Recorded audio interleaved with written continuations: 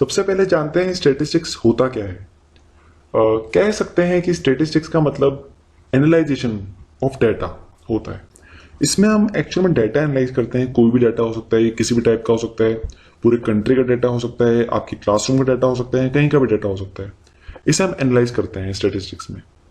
वैसे तो ये बहुत बड़ी फील्ड है गाइस, बट इस चैप्टर में हमें सिर्फ थोड़ा सा पार्ट पढ़ना है जिसे हम कहते हैं मीन, मीडियन एंड मोड। अब जानते हैं मीन, मीडियन, मोड होता क्या है। एक्चुअल में mean, median, mode are the measures of central tendency. मतलब बहुत बड़ा डाटा है, इसे मुझे सिंगल टर्म में रिप्रेजेंट करना है, तो इसके लिए मैं यूज करता हूं मीन, मीडियन एंड मोड। जी आप देख सकते हैं मीन, मीडियन एंड मोड। सबसे पहले जानते हैं मीन के बारे में कि मीन क्या होता है। मीन का मतलब होता है एवरेज। नॉर्मल लैंग्वेज हम एवरेज कहते हैं। आपने कई बार वर्ड सुना होगा कि इस डाटा का एवरेज क्या होगा, इसे हम कहते हैं एवरेज। जैसे कि फॉर्मूला है इसका, mean equal to sum of all quantities upon number of quantities. जो भी डाटा आपको दिया हो सबको, सिंपल लैंग्वेज में ये अनग्रुप डाटा है। सिंपल डाटा मैंने आपको दिया यहाँ पे 2, 3, 3, 5, 7। आगे ग्रुप डाटा भी आएगा, डाटा अलग अलग अरेंज्ड फॉर्म में आएगा, वो भी हम करेंगे। पहले अनग्रुप डाटा करते हैं। इसमें मीन का फॉर्मूला था जितने भी नंबर्स हो उनको सम कर दो अपॉन टोटल कितने नंबर हैं उसे डिवाइड कर दो। जैसे कि सम क्या होगा इसमें 2 + 3 + 3 + 5 + 7 प्लस किया और डिवाइड कर दिया उसको हमने किससे, टोटल टर्म कितनी, 5 से डिवाइड कर दिया। 20 सबको प्लस करके 20 आया। 20 से अगर हम 5 को डिवाइड करें तो हमारे वैल्यू आएगी 4। तो ये छोटे से डाटा जो हमने दिया है इसकी वैल्यू है 4। अगर डाटा बड़ा भी हो, डिस्क्रीट हो, इसी फॉर्म में हो, तो आप इस सेम फॉर्मूले से कैलकुलेट कर सकते हैं। अब गाइस मीन के बाद आता है मीडियन। मीडियन का मतलब ऑलमोस्ट मीन जैसा ही है, बट मीडियन की अप्रोच थोड़ी सी डिफरेंट रहती है। मीडियन जितना भी डाटा हो उसका सबसे मिडिल नंबर कैलकुलेट करता है। जैसे देखते हैं 2, 3, 3, 5, 7। सबसे पहले तो इसमें 2 तरीके होते हैं। ऑड नंबर के लिए अलग तरीका होता है, इवन के लिए अलग होता है। जैसे अगर टर्म्स ऑड हो, जैसे कि टोटल इसमें कितने टर्म है, 1, 2, 3, 4, 5, तो इसे हम ऑड टर्म के अप्रोच से करेंगे। सिंपल सा फॉर्मूला है n+1/2th टर्म। n कितना है इसमें, टोटल टर्म्स 5 हैं, 5 + 1 6, 6 को हम 2 से डिवाइड करें तो आएगा 3, मतलब थर्ड टर्म। थर्ड टर्म क्या दी हुई है इस टर्म में, 2, 3, 3 है, तो अपना आंसर आया 3। इस डाटा की मीडियन जो है वो है 3। अब मीडियन में अगर एक वैल्यू में यहाँ पे और बढ़ा दूं, मान लीजिए मैंने एक वैल्यू बढ़ा दी, यहाँ पे मैंने 9 ऐड कर दिया, तो क्या तरीका होगा।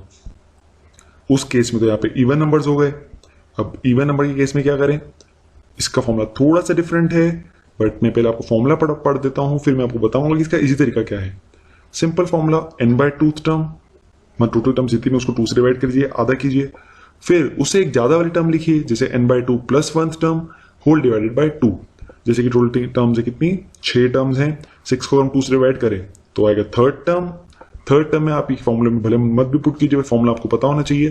थर्ड के आगे क्या आएगा, फोर्थ, तो हमें फोर्थ टर्म आएगी इसके आगे, third term + 4th term divided by 2। Third term क्या है इस डाटा में, 3 है। फोर्थ टर्म क्या है, 5 है। 3 + 5 को 2 से डिवाइड कर दीजिए, 3 + 5 होता है 8, 8 डिवाइडेड बाय 2 4। हमने मीडियन में कैलकुलेट कर लिया। अब गाइस इसमें लास्ट है मोड। मोड क्या होता है, मोड का अप्रोच मीन मीडियन से तो काफी डिफरेंट है। मीन मीडियन एक्चुअल में सेंट्रल वैल्यू को फाइंड करते हैं, बट मोड उस नंबर को फाइंड करता है जो सबसे ज्यादा बार आ रहा है डाटा में। जैसे कि छोटा सा डाटा वही हम सेम देख रहे हैं, 2, 3, 3, 5, 7, इसमें सब एक बार आ रहे हैं, सिर्फ 3 है जो 2 बार आ रहा है, तो हमारा मोड क्या होगा इस केस में, 3। डाटा काफी बड़ा हो सकता है, आपको जितने भी नंबर हो सबको प्लस कीजिए, प्लस मत कीजिए, देखिए कितने नंबर हैं, और जो नंबर सबसे ज्यादा बार अपीयर हो रहा हो मतलब वो है मोड। ये जो हमने पढ़ा ये बेसिक्स थे इसके। अब आगे हम इंडिविजुअली हर एक को पढ़ते हैं और उसके डिफरेंट डिफरेंट अप्रोच देखते हैं। चलिए आगे बढ़ते हैं। सबसे पहले हम समझते हैं मीन के बारे में।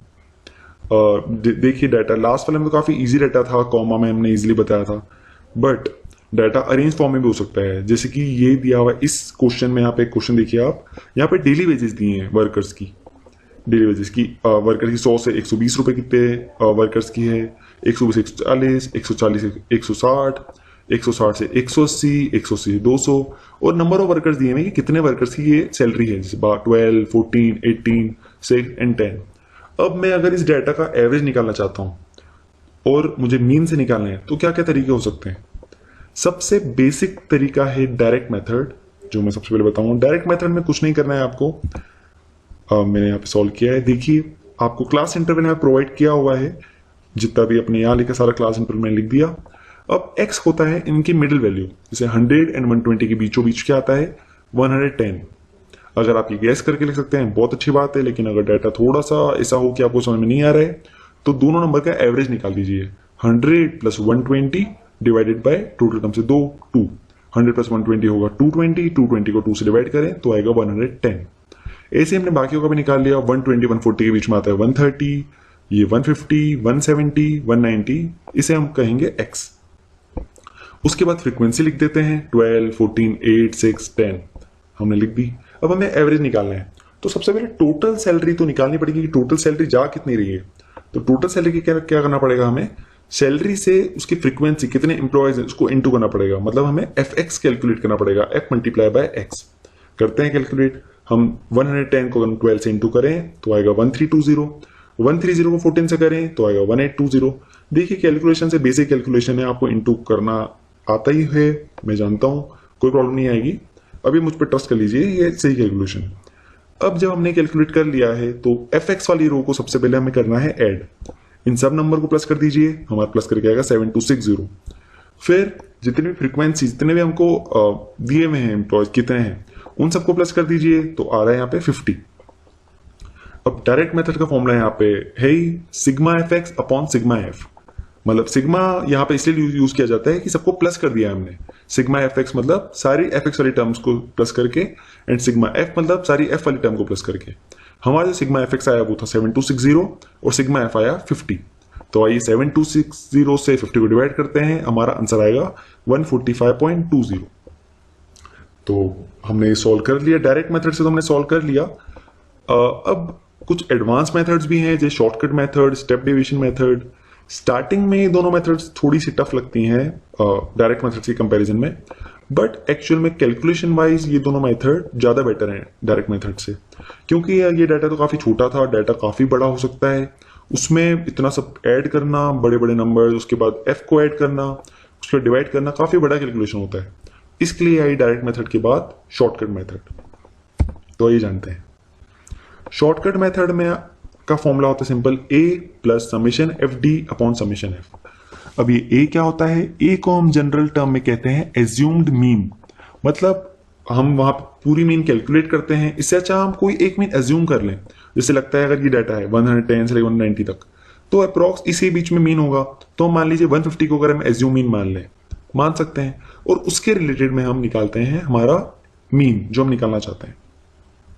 तरीका ऑलमोस्ट सेम है, बस हमें पहले फ्रीक्वेंसी लिखनी है, जो हमने यहां तक किया हो तो सब सही है। अब हम एक नई टर्म आ गई इसमें d, हम d कैलकुलेट करेंगे।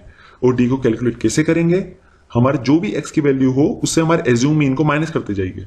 जो हमने यहाँ पे एज्यूम किया है 150, माइनस करते जाइए। जैसे 110 से 150 को माइनस करें तो आएगा -40, 130 से 150 को माइनस करें तो आएगा -20, 150 से 150 को माइनस करें तो आएगा 0, 170 से 150 को माइनस करें आएगा 20, एंड 190 से अगर 150 को माइनस करें तो आएगा 40। ये हमने कैलकुलेट कर लिया d। अब जैसे आपने एफ एक्स कैलकुलेट किया था डायरेक्ट मेथड में, उसको तो करना ही नहीं है, मैंने कट कर दिया है यहाँ पे। अब एफ डी कैलकुलेट कर दीजिए, एफ इंटू डी, जैसे 12 इंटू -40 -80, 14 इंटू -20 -280, ऐसे सारे आप इंटू कर दीजिए। अब जो आपका एफ डी आया है उन सबको आप प्लस कर दीजिए, सिग्मा एफ डी निकाल लीजिए, और सिग्मा एफ तो हमारे पास है ही 50। आपको कुछ नहीं करना है, बस सिग्मा एफ डी से आपको सिग्मा एफ को डिवाइड करना है, और उससे आपको जो आपने मीन एज्यूम किया था उसको प्लस कर दीजिए। तो कैलकुलेशन आप खुद ही देखिए उसके कंपेरिजन में कितना छोटा है। जैसे कि आपने इसको सॉल्व किया तो इसको सब ऐड करने के बाद पहले आप प्लस प्लस वाला नंबर प्लस करेंगे, फिर माइनस माइनस वाले नंबर प्लस करेंगे, एंड प्लस वाले नंबर से माइनस वाले नंबर्स को सब्ट्रैक्ट कर देंगे, तो आपका वैल्यू आई -240। हमने -240 से समेशन F50 को डिवाइड किया, हमारी वैल्यू आई 4.8। हमने 150 से हमारे अज्यूमिंग से हमने जो भी वैल्यू निकाली थी, डेविएशन निकाला था, उसे हमने माइनस कर दिया, तो हमारी वैल्यू आई 145.20। हमारे डायरेक्ट मेथड के केस में भी यही वैल्यू आई थी, शॉर्टकट में भी वही वैल्यू आई। थोड़ा सा बड़ा है उससे कंपैरिजन, फॉर्मूला थोड़ा सा बड़ा है, बट कैलकुलेशन उससे काफी छोटा है। अब लास्ट मेथड होती है मीन की स्टेप डेविएशन मेथड। ये मेथड ऑलमोस्ट सेम है शॉर्टकट मेथड से, बट इन्होंने थोड़ा सा कैलकुलेशन और इजी करने के लिए इसे थोड़ा डिफरेंट किया है। तो आइए अब समझते हैं स्टेप डेविएशन के बारे में। स्टेप डेविएशन का तरीका जो है बिल्कुल सेम है, बट जैसा कि हमने लास्ट टाइम डी कैलकुलेट किया था, डी के लिए हमने क्या किया था, एक्स से ए को माइनस किया था अज्यूमिंग से, वहां तक तो आपको सेम करना है, कुछ डिफरेंस नहीं है। बट डी जो है हमेशा एक सेम एक टर्म तो आती है जिससे वो डिविजिबल होता है। जैसे आप यहाँ इसे देख के समझ सकते हैं कि 20 का टेबल चल रहा है, किसके टेबल चल रहा है, किसके मल्टीपल है ये सब 20 के मल्टीपल, 20 1 जा 20, 22 जा 40, इधर भी 1 जा एंड 2 जा 40, 20 एंड 40। तो जिस भी सेम का डिविजिबल हो उससे हम डिवाइड कर देते हैं इसे। मतलब इस केस में h है 20, क्योंकि 20 का टेबल चल रहा है। -40 से अगर हम 20 डिवाइड करें तो हमारी वैल्यू आएगी -2। -20 से अगर 20 डिवाइड करें आएगा -1। वैसे ही 20 से 20 डिवाइड करें आएगा 1 एंड 40 से 20 डिवाइड करें आएगा 2। इससे ये हुआ कि ये तो डाटा काफी छोटा था, बड़े डाटा में हमें काफी हेल्प मिलती है अगर हम इससे डिवाइड कर दें तो। अब हमने लास्ट टाइम f से d इंटू किया था, इस बार हम f से u इंटू करेंगे। करते जाइए, f into u 12 into -2 -24, f into u 14 into -1 -14, 8 into 0 0, 6 into 1 6 and 10 into 2 20। हमें इसे इस तरीके से प्लस करना है। जो 20 प्लस 6 क्या होता है 26, -24 प्लस 14 कितना होता है 38 माइनस का, तो -38 प्लस 26 प्लस माइनस माइनस होता है 38 माइनस 26 12, बड़ा नंबर माइनस का था इसलिए -12। अब इसे हमने जो फॉर्मूला यहाँ देखा इतना बड़ा, थोड़ा सा बड़ा दिख रहा है, बट जो भी हमने इसे पुट करा इसमें अज्यूम इन रखी 150 प्लस समेशन एफ यू हमने निकाला था -12 से हमने 50 को डिवाइड किया एंड उससे हमने 20 को इंटू कर दिया जो हमने एच की वैल्यू रखी थी। सिमिलरली जैसे हमने पहले शॉर्टकट मेथड सॉल्व करी वैसे ही कर लीजिए। यहाँ हमने 0 से 0 कैंसिल आउट किया, 12 2 जा 24 होता है, 24/5 क्योंकि 0 हमने कैंसिल आउट कर दिया था, प्लस माइनस माइनस होता है तो -24/5। 24 से अगर हम 5 को डिवाइड करें आएगा 4.8 एंड 150 से अगर हम 4.8 माइनस कर दें तो आएगा 145.20। हमने एक सेम क्वेश्चन 3 अलग अलग मेथड से किया। आप कोई भी क्वेश्चन कर सकते हैं इन तीनों मेथड से, सेम ऐसे ही होता है और आंसर हर मेथड से सेम आता है, बट तीनों का अप्रोच थोड़ा डिफरेंट है। तो आइए आगे बढ़ते हैं। अब मीन के बाद नेक्स्ट टॉपिक आता है मीडियन। मीडियन का सिंपल सा फॉर्मूला है L plus n/2 minus CF/F multiply by H। पहली बार देखने में थोड़ा सा एग्री थोड़ा सा कॉम्प्लिकेट दिखता है, बट इसके आप एक दो क्वेश्चन कर लेंगे तो आपको काफी इजी लगेगा ये। चलिए, ये क्वेश्चन हमको दिया हुआ है, ये नियॉन लैंप्स का लाइफ टाइम दिया हुआ है हमको कि 1500 से 2000 घंटे कितने लैंप चलते हैं 14 लैंप्स, 2000 टू 2500 कितने लैंप चले 56 लैंप्स, 2500 से 3000 आवर्स कितने लैंप चले 60 लैंप्स। ऐसे ही पूरा हमको एक डाटा दिया हुआ है और कहा है कि इसका मीडियन वैल्यू निकालो, मिडिल वैल्यू निकालो एक तरीके से। तो यहाँ पे जितने सारे टर्मिनोलॉजी दी है L N CF F H, सबसे पहले हमें ये पता होना चाहिए कि ये क्या है।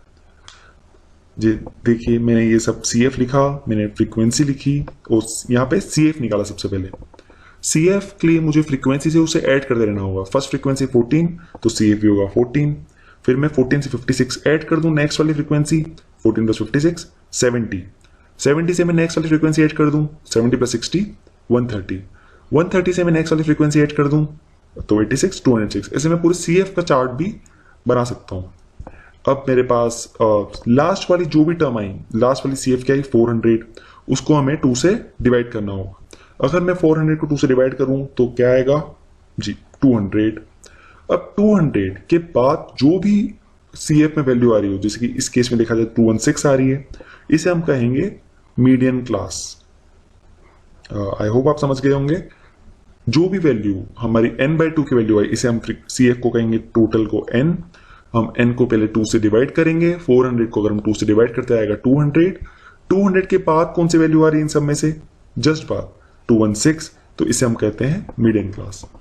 अब मीडियन क्लास में जो फ्रीक्वेंसी होती है, जो सिंपल f फ्रीक्वेंसी है, उसे हम कहते हैं f, जो हमें इस फॉर्मूले में पुट करनी होगी। इसके मीडियन क्लास के ऊपर वाली जो CF होती है उसे हम कहते हैं CF, और जो क्लास इंटरवल दिया है उसमें जो छोटी वाली वैल्यू है, पहले वाली वैल्यू, इसे हम कह देते हैं L, मतलब लोअर लिमिट। एंड इनमें गैप कितने का है, जैसे 2000 से अगर 1500 को माइनस करें तो आएगा 500 के इंटरवल चल रहे हैं तो H की वैल्यू आ गई 500। बस आपको ये पता होना चाहिए था कि कौन सा क्या होता है, कुछ नहीं करना है, सिंपल से फॉर्मूले में पुट करना है। इस केस में L है 3000, F है 86, CF है 130 एंड N है हमारे पास 400।